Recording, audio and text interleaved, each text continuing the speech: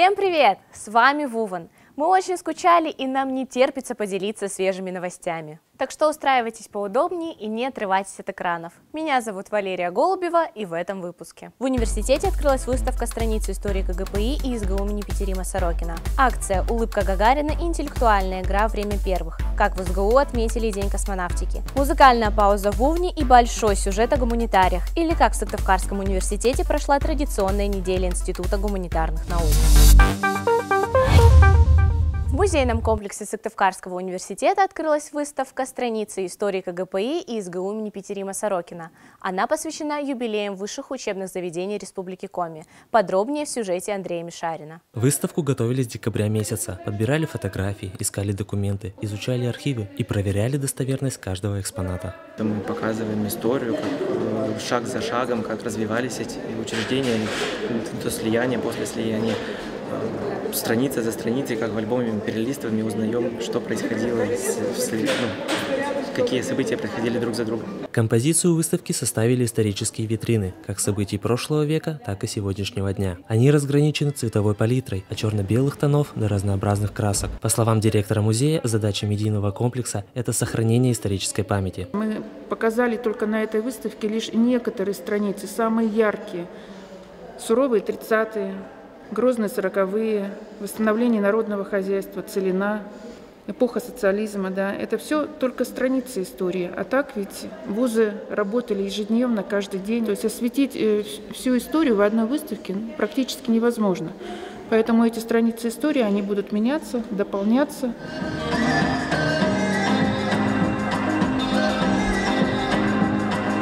К открытию выставки организаторы подготовили концерт. Участники творческих коллективов университета показали зрителям, через какую историю прошли вузы. На празднике присутствовали представители разных поколений, как нынешние студенты, так и выпускники. Невероятное мероприятие. Тем более здесь выступали мои, скажем так, коллеги, знакомые, друзья. Мне было интересно, любопытно узнать чуть больше и, скажем так, окунуться в этот невероятный мир нашего института. По словам организаторов, материалы, которые не вошли в композицию выставки, будут еженедельно публиковаться на сайте музейного комплекса и на официальном сайте СГУ. Уже сейчас там можно найти более 100 сообщений, в которых рассказывают о становлении и развитии вузов. Андрей Мишарин, Александр Кочкин, специально для Вуза. В День космонавтики в фойе главного корпуса СГУ имени Петерима Сорокина прошла акция «Улыбка Гагарина». На встрече каждый мог сделать фото с подготовленным баннером, а также попытаться повторить знаменитую улыбку первого космонавта. Улыбка Гагарина, она уникальная по своей сути. И, по-моему, ни один человек еще ее прям вот даже близко не повторил. По словам организаторов, цель акции – улыбнуться, поднять настроение и вспомнить о нашем космонавте Юрии Гагарине. К слову, такая акция проходит уже не в первый раз.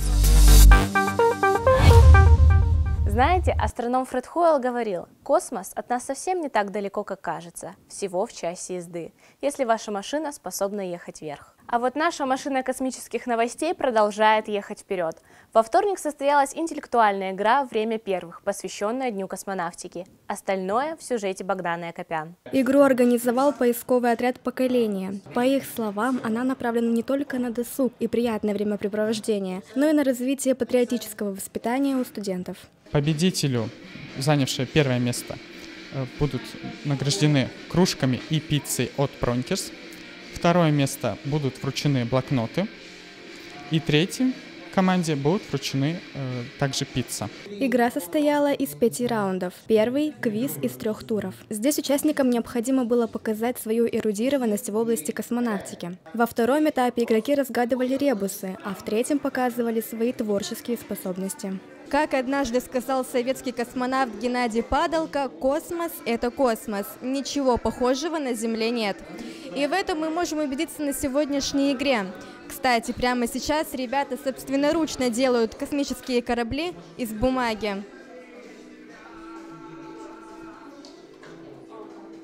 Эта ракета называется «Патриот» и довольно не случайно, поскольку полностью сделана из качественного, импортозамещенного, отечественного продукта. В четвертом раунде команды должны были угадать фотографии каких известных личностей изображены на экране, а также узнать голоса по аудиозаписям переговоров. Последним этапом стало поле чудес. Узнал очень много нового про известных личностей, которых, честное слово, впервые узнал, про квазары. Очень много интересного было. И, так сказать, знания в сфере космологии, они у меня повысились после данного мероприятия. По итогам игры третье место заняла команда «Циклон». Второе досталось команде «Зодиак», а победителем стала команда «Комета». Также жюри выделило самых активных участников и наградило их небольшими подарками. Впечатления положительные. Мне дали 5 бесплатных посещений в бассейн. Я доволен. Ну а так, на самом деле, было правда весело. По словам организаторов, подобные мероприятия еще будут проводиться в университете. Следующую такую игру планируют посвятить Дню Победы. Богдана Акопян, Александр Кочкин, специально для Вовны. А вы любите слушать музыку? А какой жанр предпочитаете?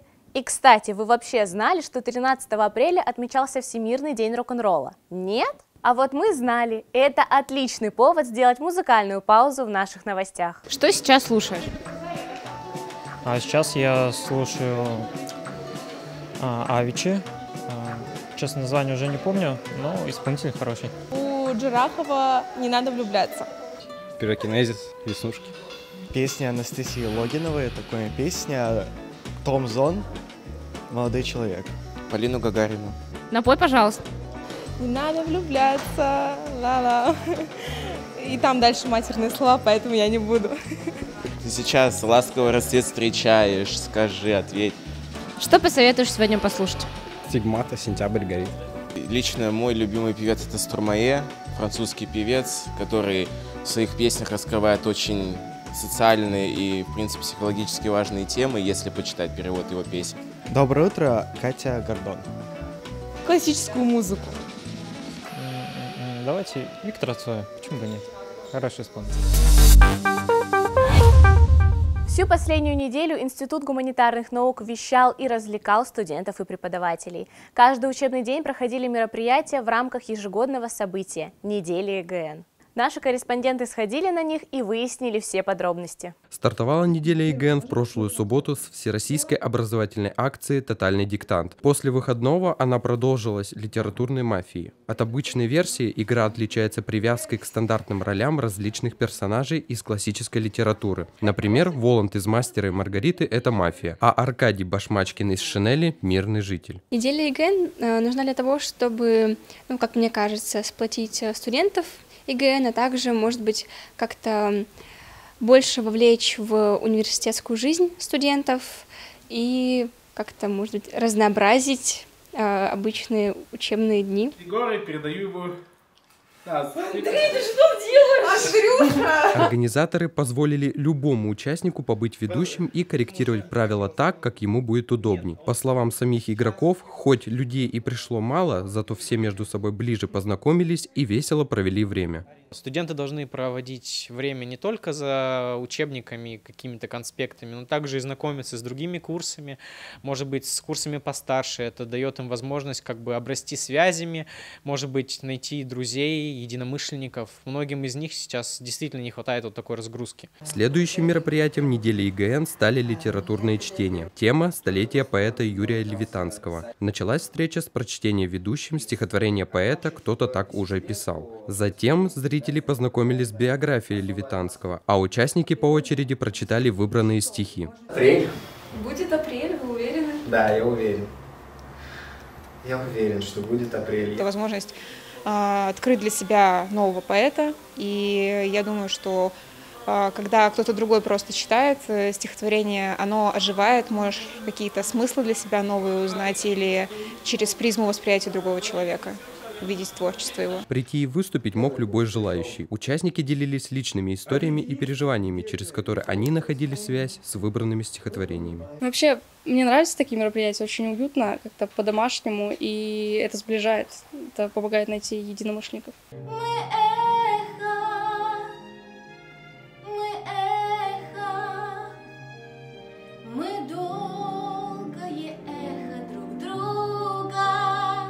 Музыкально-литературный вечер «Дыхание 60-х» стал 4-м событием недели ЕГН. По словам организаторов, его цель – пообщаться в ламповой атмосфере и прочувствовать эстетику тех лет. Вечер прошел в формате квартирника. Студенты прочли стихотворения, исполнили любимые песни и вспомнили значимые моменты прошедшей эпохи. Эпоха 60-х – это эпоха идей, это эпоха будоражащего вообще времени.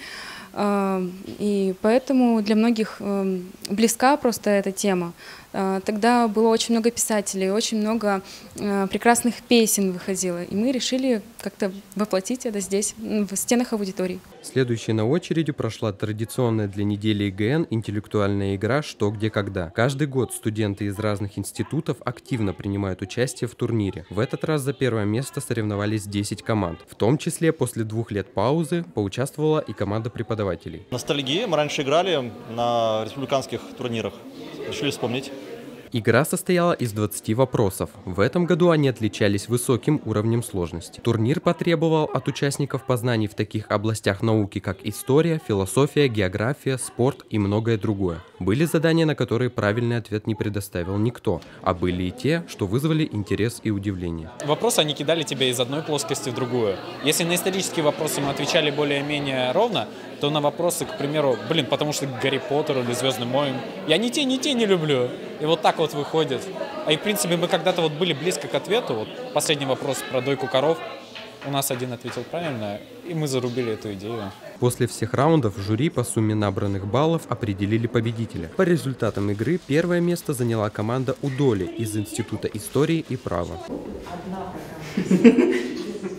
Завершилась неделя ЕГН научной конференции студентов и аспирантов высших учебных заведений «Слово и текст в культурном и политическом пространстве». Участие в ней приняли около 120 докладчиков, которые выступили на 10 тематических секциях. По окончании всех выступлений подвели общие итоги конференции и наградили лучших спикеров. Вот и подошла к концу неделя Института гуманитарных наук. Участие в ней приняли десятки студентов и преподавателей нашего института и не только. А для тех, кто не успел прийти или уже успел соскучиться, институт будет ждать вас снова в следующем году.